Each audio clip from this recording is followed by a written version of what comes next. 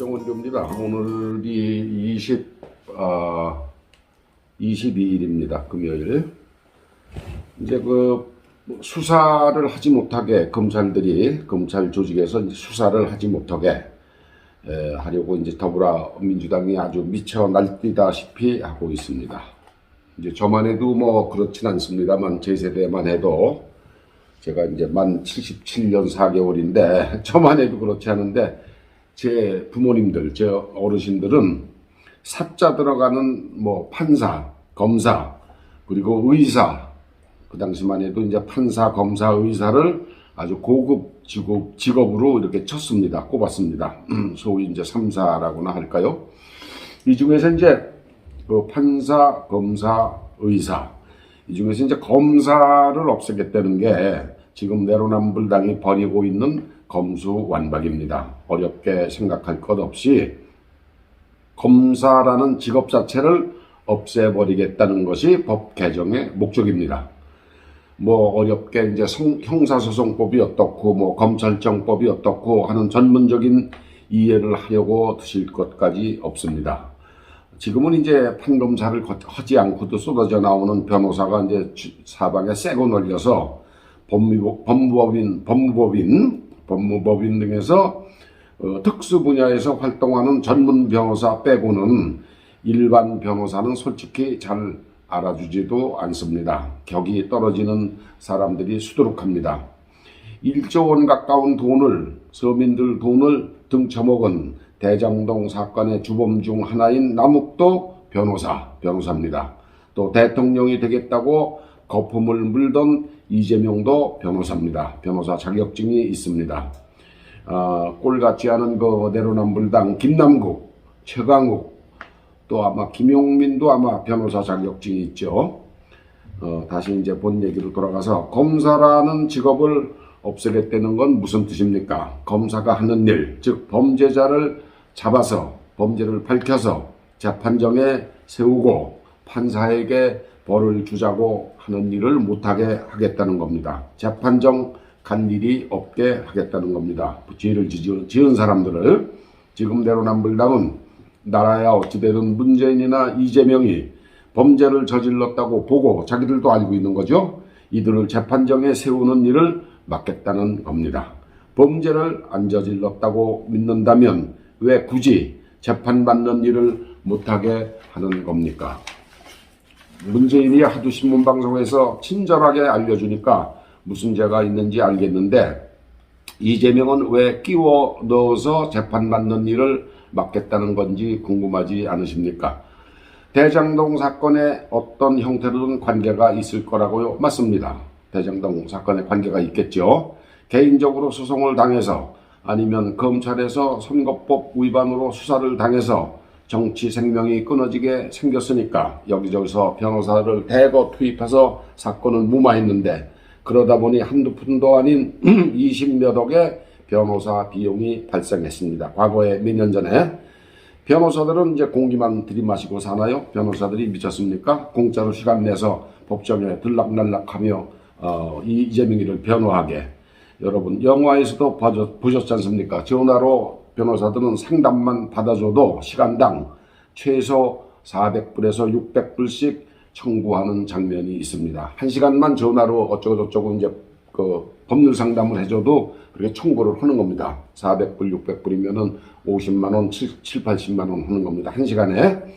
실제로 그렇습니다. 영화뿐이 아니고 그런 변호사들이 미쳤다고 공짜로 이재명을 변호했겠습니까?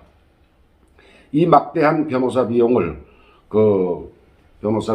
물어주기 위해서 그 변호사들을 쌍방울인가 어디엔가 취직시켜주고 월급으로 대신 충당을 해준 혐의가 변호사 비용 대납 사건입니다. 변호사들이 쌍방울에 출근을 합니까? 아니면 무슨 컨설팅을 합니까? 이름만 걸어놓고 월급만 받은 겁니다. 결국은 그게 기업이 이재명에게 뇌물을 준 거죠. 와이로 준 겁니다. 교묘한 수법으로 기업에서 돈을 뜯어냈습니다. 뇌물을 받은 겁니다. 무언가 쌍방울에 혜택을 주지 않았겠습니까? 기업에서 돈을 받아 그것으로 변호사비를 주면 될 텐데 그렇게 하면 뇌물에 걸리니까 변호사들을 일도 안 하고 월급 받는 취직을 시켜준 겁니다. 또 많습니다. 치사해서 입에 올리기도 싫지만 경기도 법인카드를 마누라쟁이가 쓴 것도 금액은 대장동에 비하면 세 발의 피지만 죄가 됩니다. 또 정자동인가 백현동인가에서 아파트를 지을 때 성남시장으로서 허가를 내주고 불법을 저지르며 그 과정에서 돈에 연루되었다는 강력한 의심 많고도 많습니다. 졸속 허가를 내줄 때는 뒷구멍으로 다 오가는 게 있으니까 내줬겠지. 그게 오로지 시민을 위한 거였겠습니까? 그럼 왜 이런 이재명을 굳이 지키겠다고 하는 겁니까? 궁금하지 않으십니까, 여러분? 내로남불당에 아무리 인물이 없기로서는 5년 후에 불보듯 뻔하게 나가떨어질 인간을 다시 대통령 후보로 내세우려고 감옥 안 보내겠다는 게 이해가 가십니까? 소리가 나오죠. 저는 그게 아니라고 봅니다. 이놈들 중 상당수가, 아니 대부분이 이재명이 이렇게 저렇게 빼돌린 돈, 적게는 몇백억, 많게는 몇천억 원의 돈을 하늘에서 헬리콥터를 타고 뿌렸는데 거기에 흠뻑 돈벼락을 맞은 놈들이라고 봅니다. 대장동, 정자동, 성남축구단 이런 데서 돈을 긁어모아 대통령 후보로 나가기 위해 국회의원이나 지구당 위원장들한테 시간 나는 대로 틈나는 대로 핑계를 만들어 돈을 뿌렸다고 저는 봅니다. 대장동이건 백현동이건 정자동이건 성남축구단 후원금이건 구린 돈이 흘러간 곳이 하나도 밝혀진 것이 없습니다. 이걸 검찰이 밝히는 순간 자기네들 돈 받은 사실이 들통이 나니까 화들짝 놀라서 이재명 지키기 운동을 하는 거라고 저는 생각합니다. 덤으로 들어간 게 문재인 지키기인데 그건 순전히 핑계이고 이재명 지키기가 주목적이고 문재인 지키기는 철저하게 덤이라는 게 제 짐작이고 제 생각입니다.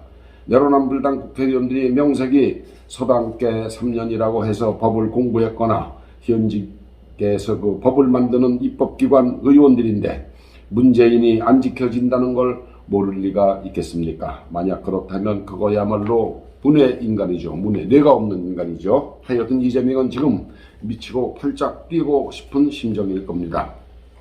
결말이 어떻게 날지 뻔히 보이는데 내로남불당 이 녀석 하는 짓이 영 시원치 않은 겁니다. 결과적으로 국민 보기에 막무가내도 이런 막무가내가 없기 때문입니다. 그렇다고 옛날식으로 뒷방에서 밀실 흥정을 할 형편도 아니지 않습니까? 대통령 될 사람이나 법무부 장관이 모두 내로라 하는 법대로 주의자, 원칙주의자이니까 뒷구멍에 내고가 안 되는 거죠.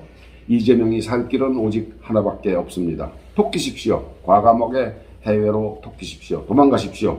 범죄자 인도가 안 되는 나라가 아주 주위에 세고 널렸습니다. 중국도 좋고 북한도 괜찮고 무슨 스탄자가 들어가는 나라도 많습니다. 제가 보기에는 그게 거의 유일한 길인 것 같습니다. 그나마도 출국금지 명령이 떨어지기 전에 서둘러서 도망가십시오. 문재인은 지금 마지막 홍보, 자화자찬에 여념이 없습니다. 재임 중 민주주의가 만개했다느니 코로나 극복이 완성 단계에 있다느니 경제가 어떻다느니 퇴임하는 순간 신문방송에 지금의 몇 분지일 크기로 다뤄질까 말까 할 테니까 현직 프리미엄을 보겠다는 겁니다. 하지만 그 인식이 참 코미디 수준입니다.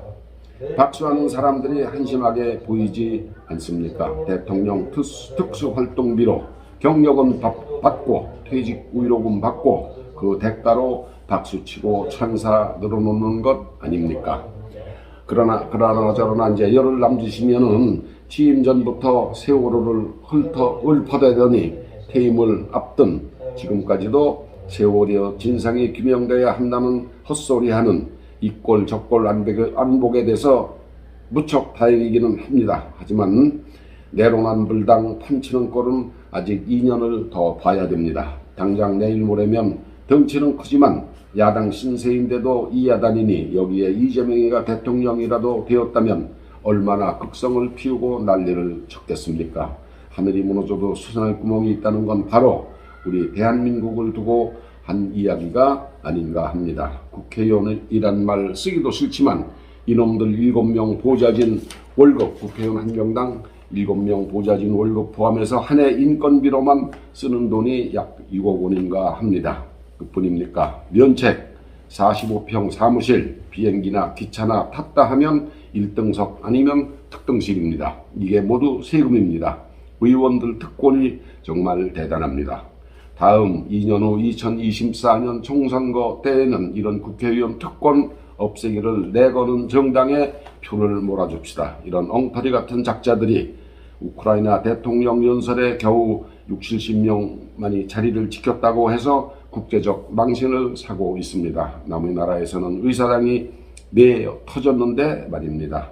당장 6월 1일 있을 교육감 선거도 보수 후보를 뽑아야 하고 차기 국회의원 선거도 내년 특권 내려놓겠다는 약속을 구체적으로 하는 정당을 찍어야겠습니다. 지방선거가 6월 1일입니다. 서울시장, 경기지사, 충남북지사직을 국민의힘이 탈환하는 것도 중요하지만 교육감을 조 의원에게 4년 더 맡기지 않는 것이 정말 중요합니다. 이번만은 보수에서 나온 교육감 후보자들이 욕심을 버려야 합니다. 기필코 교육감 자리를 사이비 진보 좌파에게 다시 맡기면 안 됩니다. 왜? 우리의 자라나는 새싹들이 너무나 소중하기 때문입니다. 무성한 숲을 만드는 것은 지금 자라나고 있는 어린 새싹들입니다. 우리의 자녀들입니다. 이 자녀들을 위해서 교육감 사이비 진보 교육감 조의원에게 맡기는 일을 기필코 막아야 합니다.